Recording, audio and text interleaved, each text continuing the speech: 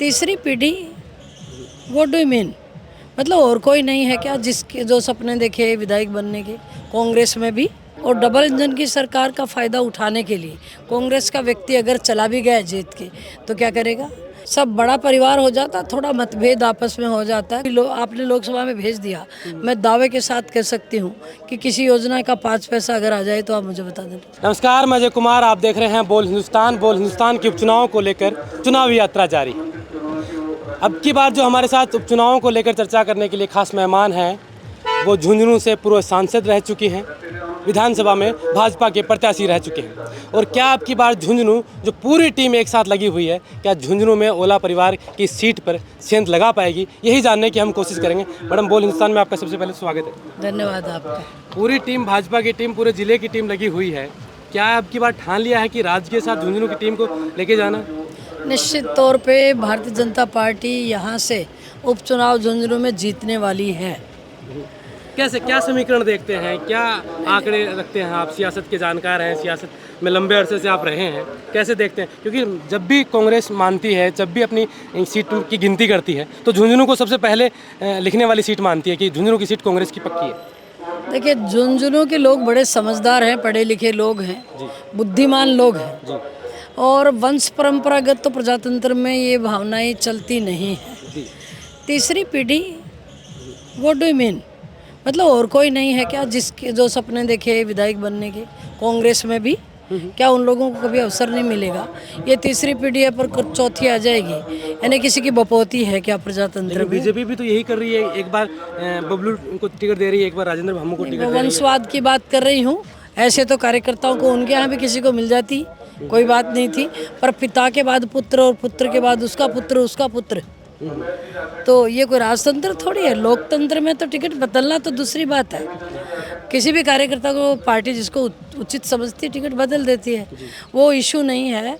लोकतंत्र में तो जनता की इच्छा के ऊपर लोगों को चुनाव लड़कर जीतने का होना चाहिए। तो ये जो तीसरी पीढ़ी, मुझे कुछ जम नहीं रहा का। जैसे आप लोगों से मिल रहे हैं, मतदाताओं से मिल रहे हैं, वोटरों से अपील कर रहे हैं, क्या ये रोज देख पा रहे हैं कि एक ही परिवार के अंदर टिकट दी जा रही है?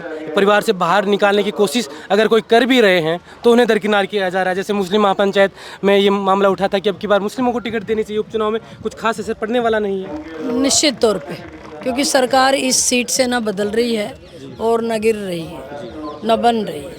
ऐसे में ही उनके ही परिवार को वापस आजमाना, और उस व्यक्ति को जो यहाँ रहता नहीं है, झुंझुनू में रहेगा भी नहीं, दिल्ली पैदा हुआ, दिल्ली पढ़ा, दिल्ली रहता है, तो यहाँ कैसे जनता के पास न्याय हो पाएगा? और डबल इंजन की सरकार का फ़ायदा उठाने के लिए कांग्रेस का व्यक्ति अगर चला भी गया जीत के तो क्या करेगा? ये जो सड़कें नई नई आप देख रहे हैं, जो आचार संहिता से पहले प्रारंभ हो चुकी है, भारतीय जनता पार्टी की 9 महीने की सरकार में अभी मंजूर हुई सड़कें हैं, तो आप 9 महीने का ही काम देख लो। ऐसा ये पहले रह चुके, इनकी सरकार थी, ये उसमें मिनिस्टर थे, तब तो नहीं हुए काम।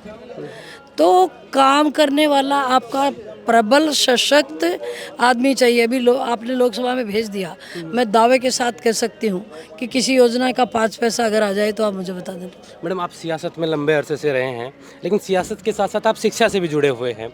तो मेरा सवाल है कि आपने, अगर पड़ोसी ज़िले की हम बात करें, सीकर, जो शिक्षा में अग्रणी रहा, आप लोगों ने भी शिक्षा के क्षेत्र में बहुत काम किया।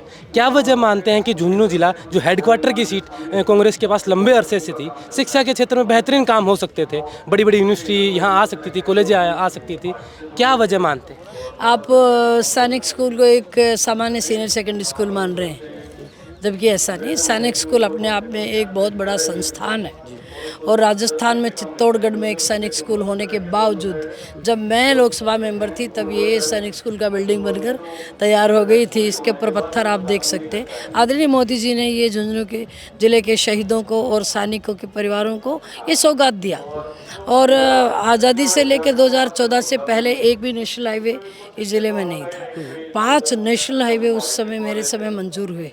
और यहाँ जो शौर्य उद्यान हुआ, वो अपने आप में अनूठा पनोरमा है।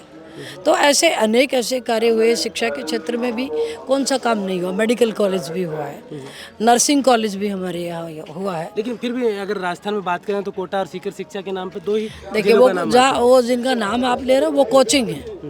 कोचिंग संस्थानों की बात कर रहे हो आप।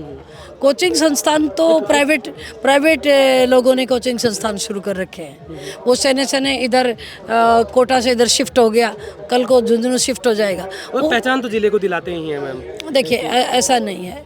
अभी मेरा टैगोर स्कूल है, उसके 6 बच्चे RJS निकले बिना किसी कोचिंग के, हमारे टैगोर स्कूल के बच्चे। तो ऐसा नहीं है कि झुंझुनू जिला तो अग्रणी है शिक्षा के क्षेत्र में बहुत पहले। कब सुमित्रा जी और आदरणीय कमला जी किस समय वनस्थली पढ़ा करते थे और पोस्ट ग्रेजुएशन उस समय सपना होता था महिलाओं के लिए। मैंने खुद ने भी महारानी कॉलेज और राजस्थान विश्वविद्यालय से किया है। तो ऐसा नहीं है, शिक्षा के क्षेत्र में खूब अव्वल नाम है झुंझुनू। आपने जब सांसद का चुनाव लड़ा और यहाँ से जीत के गए तो आप झुंझुनू की सियासत की, हेडक्वार्टर की सियासत को आपने बारीकी से देखा। क्या वजह मानते हैं अब की बार बीजेपी यहाँ से सांसद की सीट नहीं निकाल पाई? उसके बहुत सारे कारण थे। जैसे आप अगर मुख्य रूप से किन्हीं कारणों को देखें तो किन कारणों को? बहुत सारे कारण थे। आज अपना फोकस विधानसभा के चुनाव पे होना चाहिए। मंथन भी तो उसी पे वो मंथन कर लिया है, जो कमियां थी उनको दुरुस्त कर लिया है। निश्चित तौर पे हम ये सीट जीतने वाले हैं। अपन फिर मिलते हैं। एक आखिरी सवाल, जो गुटबाजी थी जो पार्टी के अंदर, वो आपने सुलझा लिया है क्या? अंदरूनी गुटबाजी अभी नहीं, सब बड़ा परिवार हो जाता, थोड़ा मतभेद आपस में हो जाता है, कोई गुटबाजी नहीं है, सब लोग लगे हुए एकजुटता के साथ। और नहर का मामला जो लंबे अरसे से झुंझुनू के लोग हर चुनाव में देखते हैं, क्या इस चुनाव में ये माने कि ये चुनाव अगर बीजेपी जीत जाए या सरकार का हिस्सा बन जाए तो मामला? निश्चित तौर पे 100%। बिल्कुल, बहुत बहुत धन्यवाद। ये संतोष अहलावत जी थे जो पूर्व सांसद रहे, भाजपा से प्रत्याशी रहे हैं अभी सूरजगढ़ से, और इन्होंने अपने प्रत्याशी के लिए मुद्दे, जनता के लिए मुद्दे क्या रहने वाले हैं उपचुनाव में, उन पर चर्चा की। अब देखना होगा कि 2024 के इस उपचुनाव में झुंझुनू की जनता क्या वाकई में ये बदलाव करने जा रही है। जो एक गढ़ माना जाता था सियासत के रूप में, सियासत के जानकार मानते हैं कि ये ओला परिवार का ज़मीनी गढ़ है, मजबूत गढ़ है, इसे ढहाना असंभव सा है।